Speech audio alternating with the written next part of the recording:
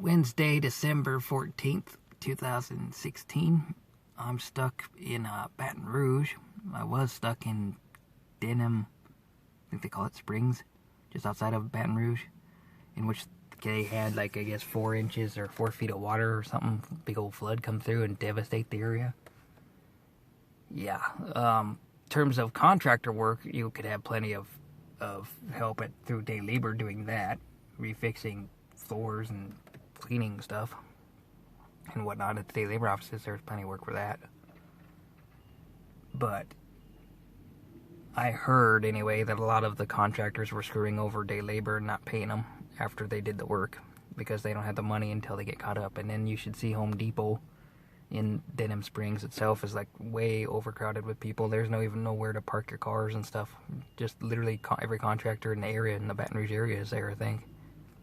It reminds you of a small resemblance of what New Orleans looked like a long time ago when they had Hurricane Katrina go through. I thought about going down to New Orleans this time around to go through the French Quarter, but it's a good 40 miles south and 40 miles back north to get back to where I want to go through Texas, so I decided not to do that this time around and just go through Baton Rouge. Well, either way, because of the flooding, I've been kind of held back here for work, still waiting and looking and stuff, but I am currently in Baton Rouge, Louisiana, and I haven't done a video like this in a long time, but I still say this is the best stealth one could do for their van. Literally ask a friend of yours or your boss or your business or whatever if you could go half and half and put in a advertisement on your van all the way over to advertise their van like that, and see if the business will pay for half of it or maybe all of it if you're lucky. But that's a good $2,000 wrap job, somewhere between $1,000 and $2,000 for something like that. That's got all sorts of different colors and stuff on it. But once you had the job on your van and you went and parked this anywhere, you could park at any of the businesses and they'll just think it's a business van that somebody left overnight. You could park right next to Office Depot like this guy is doing for Office Depot. It's a van for him. You could park there at night all by yourself here and nobody would care. Cops would drive by and wouldn't even think in the world that somebody was sleeping in it. Obviously, you'd have to watch for the condensation on the windows and stuff that would give you away, but if you could seal that up with a plastic vapor barrier all the way around on the inside, and then you have this wrap on the outside, you'd have it made in terms of stealth. It's been a while since I've seen an actual professional wrap type paint job type of thingy on a van like that. And if you really get the look in, the top of the van has rust spots on it. So makes you wonder for sure if that is a business van or not. And then I think that is a commercial plate, I'm not sure. But anyway, if you're out there looking for to be a city van driller for stealth, that's what I highly recommend right there. Like and subscribe, leave comments, and we'll catch you in a flip. I'm in the middle of the state of Louisiana, kind of close to Lafayette. This is the memorial plaque left to the U.S. Armed Forces Airborne, Air Force, and etc. That is representing this highway. The stretch of expressway through Louisiana is all elevated.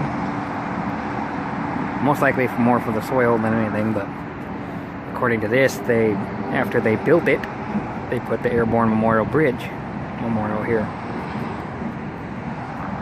as a way to memorialize all our fallen soldiers and those who serve and will serve in the future. A lifted bridge all the way through kind of the heart of the boot of Louisiana.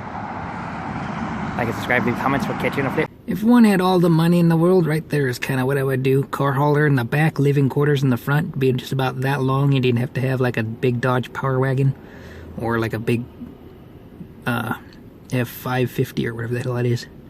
Diesel truck. I'd probably go Dodge over Ford, but man, if I only had all the money in the world right there, is that the way I'd do it. Like and subscribe, leave comments, we'll catch you in a flip. If you're on the road and you're getting by without a fridge and etc. and you want to know how to eat for cheap, I just found this new thing. I used to have the Goobers peanut butter and jelly. They were like even the cheap one from Walmart that's get together is for the great value version of it for peanut butter and jelly mixed together is $2.38, and the regular Goobers are expensive, like $2.60, I think, or something for just peanut butter and jelly. But I happened to be looking down the meat aisle, looking for something that I could substitute with real meat for protein, etc. And meat bologna is, in a pound, is only $1.38. So that's the pound size. Or there's a 98-cent one that has a 6 slices, or half a pound, for 96 cents. And then if you look at the bottom shelf of the bread aisle, you have to really look a little bit, but you can find white or wheat bread for 98 cents.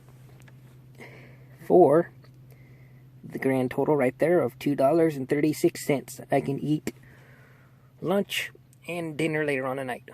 And then, depending on where I gas up at, sometimes I only have to pay 87 cents or 97 cents for a 100-ounce soda fountain pop using that jug. Sometimes I have to pay upwards of $2.50. That's not that much. And then another hint for you. The deli in Walmart supplies free condiments, ketchup, mustard, salt and pepper, mayonnaise, and etc. at the deli, as long as you buy stuff like this that it goes on. It's for the condiment for it. It's supposed to be for subs and stuff, but they don't care as long as you are buying something when you steal stuff from the deli to use on it. It's completely free, so you can flavor your sandwiches with that. While you're on the road, it makes no sense to have to buy a mayonnaise jug for, let's say, $5 and then have to figure out how to cool it in the fridge and etc. If you have a fridge, that's no problem. Go ahead and do that. But if you don't have a fridge, they have a fridge for you in Walmart. And they put these packs out every couple hours, and even still, these packs are made to where they don't need to be refrigerated as long as they're not opened yet. So I never killed myself yet on it. And then if you want to go really expensive and all out, you can get pickles for like $2 more, and you can get cheese for about $3 more to add to it to make like a bologna and cheese and pickle sandwich if you want. But on the bare minimum, most of the time I get by just eating, not all the time, but every now and then when I'm at Walmart and I'm too lazy to shop, or like I say, getting down there on funds for $2.36, I can eat twice today. And then of course the $1 for that today, earlier. Just a quick tidbit, and then I have my inverter out to power my shaver since I just shaved a little bit ago. That's what all that mess is about. And I have my trash that I gotta clean up sometime. Like and subscribe, leave comments, what kitchen flip. I'm about to climb the hill. That's the bridge from Louisiana into Texas, at Orange, Texas, or pretty close to Orange, Texas. This is like a straight up and down hill for a bridge. It's kind of neat actually, but from a distance back there it looked a lot steeper than this. But maybe that's because we've been uphill for a while, I don't know. Interesting turnaround though. I don't know if there's a toll road at the top of this or what, but it's supposed to be 50 mile an hour and we're barely managing 20. I don't know what's ahead. That might be one of those bridges that opens up or something.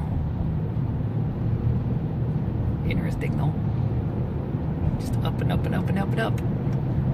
To about the middle of this river is the widest point. I'm sure to let some kind of barge in or something. Look how far down that is. I don't know if you can see it on camera.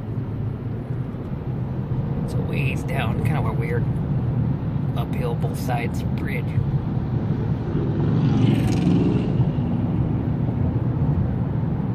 Very top of it's just this little bit. Okay. Like and subscribe, leave comments, and we'll catch you in a flip. Had some friends show up. I'm behind a parking lot in a Walmart in Orange, Texas. Throwing on some bread.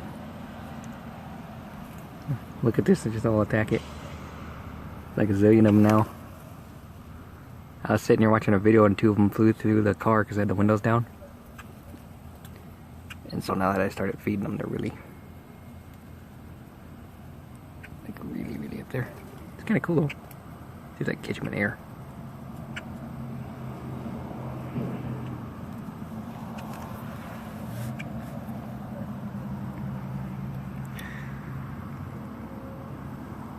Interesting though. That guy's over there looking at it like, what the hell?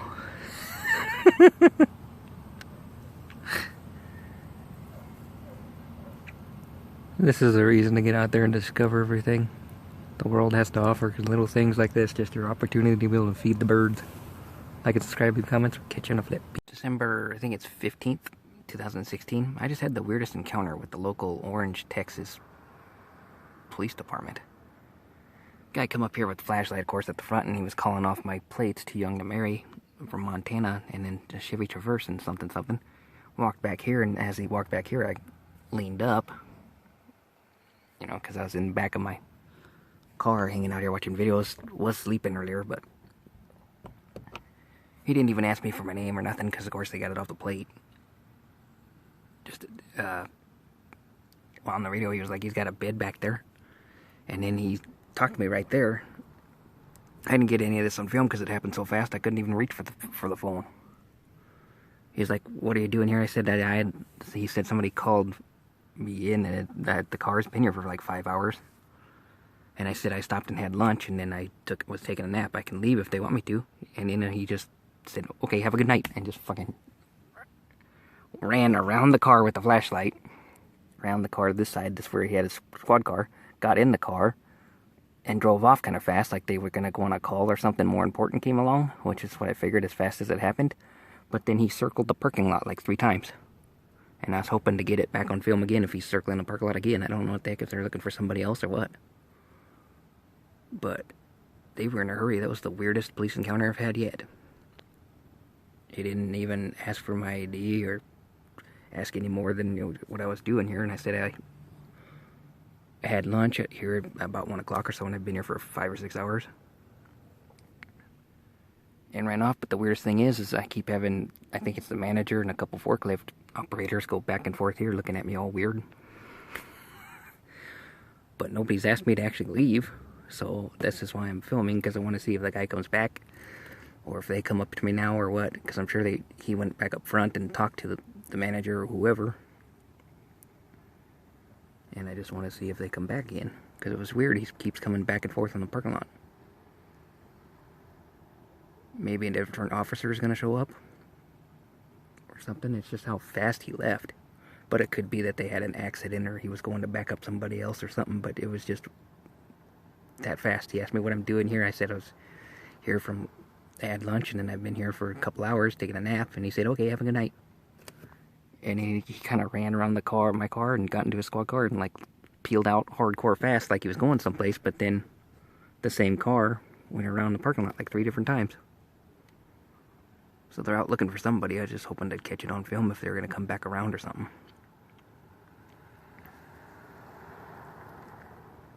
But I thought I'd have my camera ready just in case.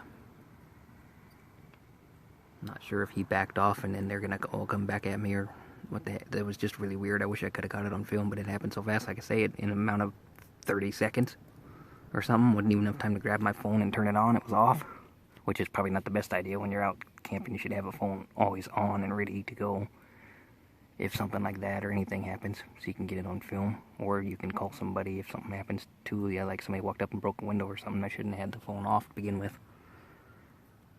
But that was really weird. I guess that's all for now. I'll add into this clip if they come back. I'll have my phone on and ready to go. But that was the way he circled the parking lot a couple different times and came back and forth. Like, you could tell he was looking at me. I mean, he drove down this way and drove back down that way and back. I have no idea. But apparently it has nothing to do with me. Maybe something else is going on in the parking lot. No idea. Nobody told me to leave or nothing, but I'm having the managers and the forklift operators who go back and forth. I think it's for the claims department for Walmart. They have these metal containers. And I am parked here in the back, kind of. So it does look kind of weirdly suspicious looking, but being that I am a customer since I ate here at noon, it's all still completely legal till they tell me to leave the property. It was just strange. He didn't say the Walmart employees themselves or something, but he just said somebody called me in that I've been sitting here for a few hours, so it's gotta be management, I would think, or who would care. But he didn't tell me to leave. He's just like, okay, have a good night. And how fast he ran to his car was just weird. I mean, he had a look on his face like he was scared or in a hurry or something. I really, really wish I could have got that on film. I was reaching for my phone for that reason, as slow as I could. You know, I didn't want to have him shoot me or something. But I scared him that I was in the car. I think he walked up thinking it was just going to be a car and he called the plates in. And then part of it is the plates, though, too. As he's reading the plate, he could tell what it was. Montana, too young to marry.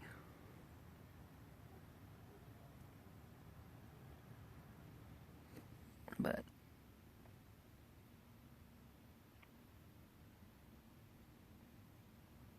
don't know. I'll make an add-on clip to this later if they come back.